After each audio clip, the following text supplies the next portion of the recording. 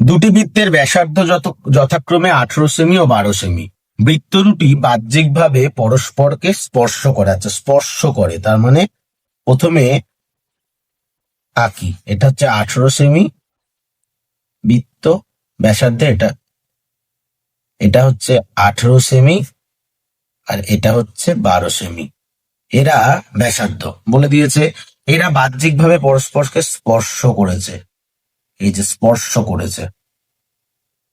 বৃত্ত দুটির সাধারণ সরল স্পর্শকের দৈর্ঘ্য কত? এই যে এই বৃত্ত দুটির সাধারণ সরল স্পর্শকের দৈর্ঘ্য এটাই চেয়েছে।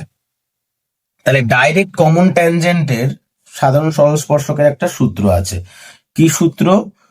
2√r1 into r2। তাহলে 2r1 কত? r1 হচ্ছে 18 আর ইন্টু 12।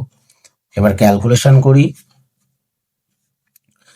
18কে ভাঙি, 2 9 18, 2 3 6, 6 3 18, আর 12কে ভাঙি 3 4 12, 3 2 6, 2 12।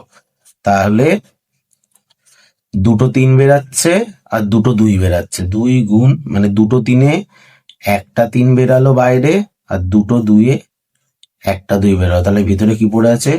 2 গুণ 3। তাহলে 3 2 6, 6 2 12, 12√6। অপশন সি সঠিক উত্তর।